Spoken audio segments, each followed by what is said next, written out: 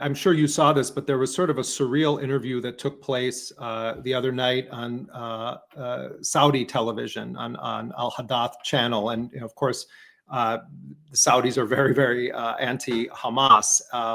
And also the Saudis themselves are great fans of public execution. So they interviewed, though, on Al-Hadath, a sheikh from Nuseirat in Gaza, Sheikh Husni al-Mughni, who's head of the Supreme Committee for Palestinian Tribal Affairs. And he's deeply involved with civil society actions. He's not a member of Hamas.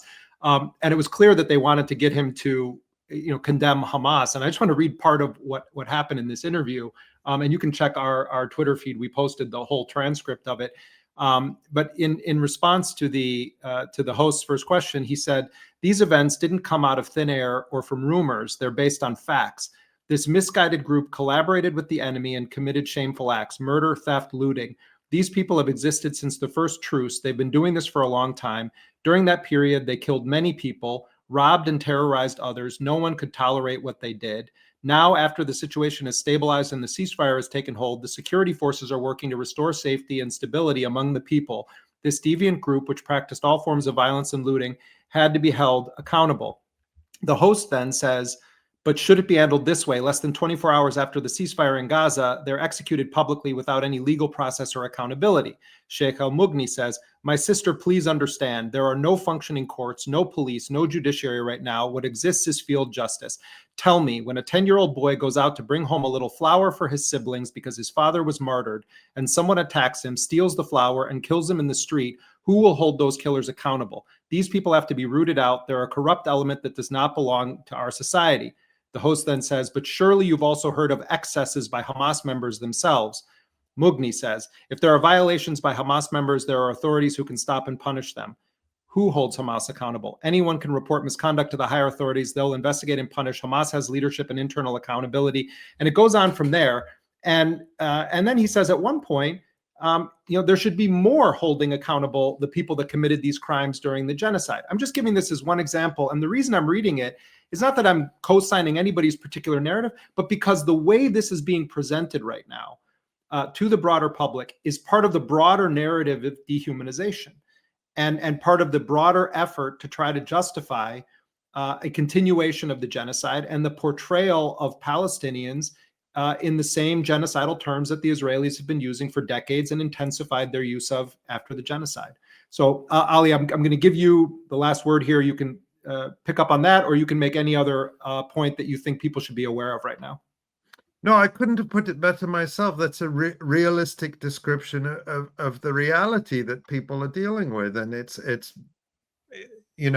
I would like to see functioning courts in Gaza as they were functioning by and large prior to the genocide.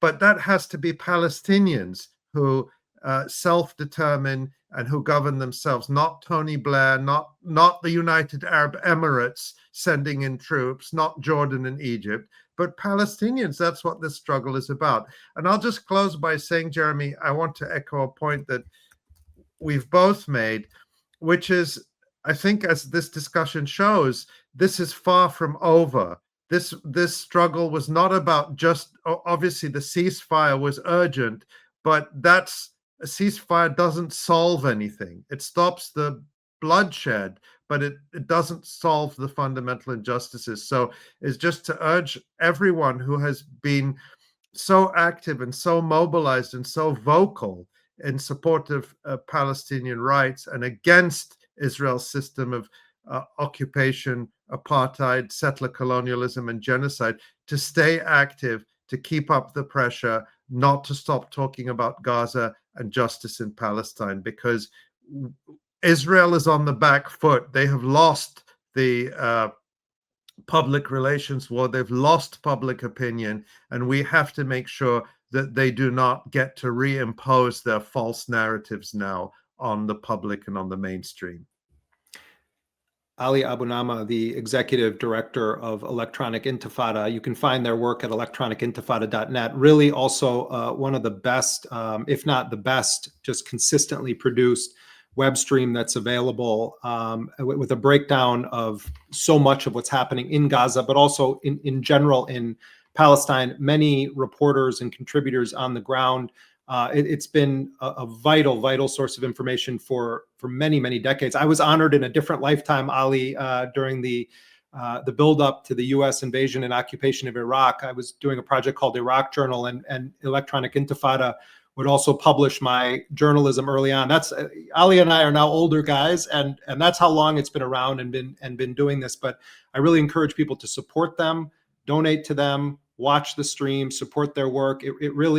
It blazed the trail for news outlets like Dropsite that also have tried to work closely with Palestinian journalists on the ground. So I just want to once again publicly express my gratitude and admiration for the work, Ali, that you do and your whole team at Electronic Intifada. So thank you so much for taking the time with us today. Thank you, Jeremy.